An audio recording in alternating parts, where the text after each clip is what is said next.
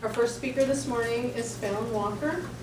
She's working on her 8th speech in the Advanced Communication Bronze Series, and she's going back, a homecoming as it were, to speech 1, warming up your audience from the Humorously Speaking book.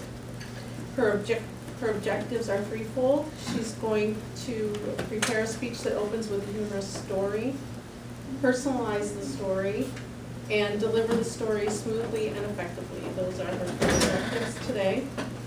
This is a 5 to 7 minute speech, and her title is Birthday Adventures. Welcome, Fallon.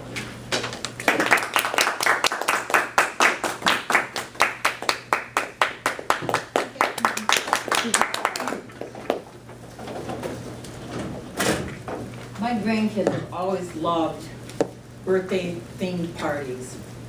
One year, my granddaughter says to me, "It's almost time for homecoming, and I think I'm going to dress up like Cinderella and feel like a princess. So can we have a Cinderella party?" I said, "Sure." She invited all of her friends, and I had them clean my house. It was great. She was 16 anyway.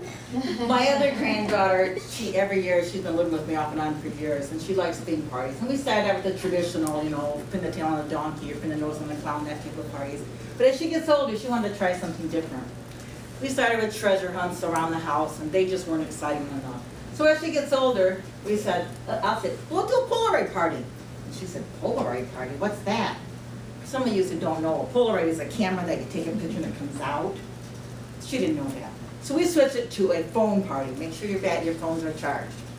They came and they had to go around town and take different pictures. There's 3 people on a team, and the mothers thought this was going to be real fun. So the mothers all joined in too. So they had their own team. One of the clues that they received was Papa Bear and Baby Bear. Where's Mama? So they had to go find the Mama Bear. Well, in the town of Parma, there was a big Mama Bear sitting on somebody's porch. Also, the girls had to be all in the picture, so they had to have 3 people in each picture. They went and they found Mama Bear. They also had to go to the dollar store and take a picture with a hat, wearing a bra, different shoes, different things like that. Well, the moms thought this was great. They put on a hat and a bra and the shoes and took one picture. The little girls all did a hat, then they went over here and did the shoes, so they took a little bit longer doing their party. They also had to go to the ice cream parlor. Now I had talked to the ice cream man and I said, "Make sure that these girls beg for their ice cream. Don't give it to them, make them beg." I already paid for it. The 3 little girls went up and they begged, and the guy made them beg a little bit. They had to videotape this part. They begged a little bit. Then the next team went up and they begged a little bit, and the guy gave them ice cream. Well, the women went up, and this guy made them do cartwheels and dance on the table countertop and do all these things. And I think he wanted them to flash, but I told him, "This is a G-rated birthday party. Don't do that." So that was the Polaroid party. Then they wanted to do the Amazing Race. She loved watching the Amazing Race. So we did an Amazing Race. They had to go through those tire obstacles in the yard where you're going like this through the tires. And they had to go through hula hoops, jumping through hula hoops. And they had to slide down run through this big tarp that was covered with dog dew. I didn't tell them it was really just refried beans. But they did all of that in the Amazing Race. Every now and then they come out on a roadblock. And so the roadblock, I had different ones set up. One of them was my favorite. It was a bowl of green spaghetti. And in that bowl of green spaghetti was a bunch of change. And they had to dig out $2 worth of change, but they were blindfolded. They had a certain period of time to get this done in. And it was fun watching these girls dig through there. Is this a nickel? Is this a dime? Is this a penny? Trying to count $2. Remember what they had done. But it was a team effort, so they made it done. If they didn't get it done in a certain time, they lost 20 seconds or so before they could run the race. One of the other roadblocks was an Oreo cookie. They had to go to the kitchen counter and grab an Oreo cookie, pick it up, tear it apart, and take the frosting off within a minute. But they couldn't use their teeth or their fingers, only their tongue. So they had to lick it in 1 minute. If they didn't make it, they lost another 20 or 30 seconds on their race time. So that was the Amazing Race. Then the next year, my granddaughter thought, Nana, I'm in that process. I'm kind of feeling healthy this year. Can we maybe just do some fruit for my birthday? And I said, but your friends like cake. She said, yeah, I know. So I solved the problem. I made them a fruit cake. They weren't really excited about that.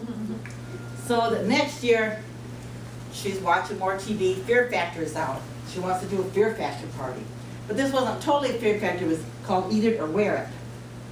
First thing they did was they pulled out, they had a big ice chest. My daughter did this part. I helped, but I didn't like this one. They pulled out from the ice chest a can, and then they had to take a bite of what it was. First girl got liver pate. She says, "Ooh, this stinks really bad. I can't do it." So my daughter, all over the girl's face, liver pate. The next girl reached in, she got some sardines. "Oh, these stink. I can't do sardines."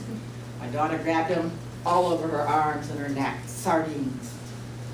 Next one was anchovy paste. Same way, the little girl, "I can't do this anchovy paste." She got on her arms and on her legs, covered with anchovy paste. It was really disgusting. The next girl reaches in and pulls out an octopus. I told her, "Octopus is really good, go for it. Just taste it." She did, she took a quick bite. She was #1 in the race. The next girl pulled out a peanut butter sandwich. "Oh, I can do this peanut butter jelly sandwich." What she didn't realize was that we also had hot sauce on it, some chocolate sauce, some soy sauce, pickle juice. She took a bite of it and it spewed all over the yard. What they did then, my daughter says, "Okay, here's the winner. Now if you want to win, all you got to do is take a drink of this concoction here." She took all the ingredients that she had at the party, the sardines, the anchovy paste, the liver pate, put them in a blender, blended them all up, put them in a big cup, and told the girl, "If you take one swallow of this, you're going to be our overall Fear Factor queen." She looks at it and she says, "All right." She picked it up. She's, "Oh, this kind of stinks." She got it up to her mouth. She starts to take a sip. "I can't do it." My daughter grabbed it all over her head. Oh, she stunk. They all went and took showers. Then they went and played on the trampoline. I thought, innocent enough, play on the trampoline. Well, after they were done, they were kind of tired. They wanted to relax in my hot tub. I said, "Sure, go ahead." And they went in for the night. When my daughter took over the party, I said to my husband, "I'm going in the hot tub to relax. This has been a long day, this Fear Factor stuff."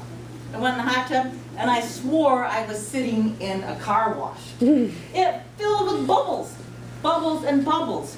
What I didn't know was those girls had been jumping on the trampoline with dish soap all over it. The bathing suits were covered in soap, and they jumped in my hot tub.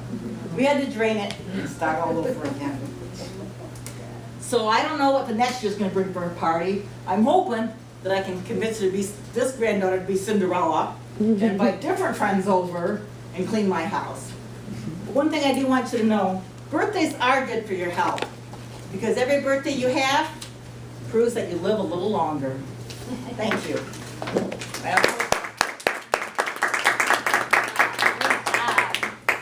I certainly have some wonderful ideas for future Robinson birthday parties. Megan, if you could give us 1 minute on the clock, and that will allow us some time to fill out our speaker evaluation forms.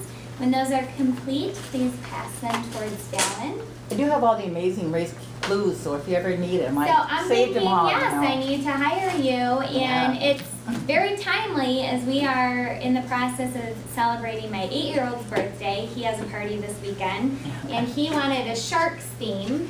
We're gearing up to head out to California in just a couple weeks to visit my husband's brother. And we took a poll from all the kids. What would you like to do? What's the one thing that you really want to see out in San Diego or do out in San Diego? And his was he wanted to catch a shark. So we'll see if we can find some place to fish for sharks. I don't know. But we went with the theme for the birthday, and hopefully they'll have fun. But I'm not doing anything as elaborate as you. We are just going to Allskate, and we're going to let the kids run around for a couple hours, and that should be fun. So out of all of the themes, which one was your favorite that you did? I like the Amazing Race, but I learned that you really need more than a couple judges because you're getting all these teams coming at the same time and you can't control them all. So we need to do that. But no, I So like wasn't the Cinderella. timed? Yeah, they were all It was all timed, and so timed. you couldn't do it. Right. I really like the Cinderella one when they all came and cleaned my house. That is nice. You were like the wicked stuff. Perfect. Thank you so much. All right, we are going to move on to our next speaker. I'm going to invite Mr. Doug Chappell to the podium. Please help me welcome him to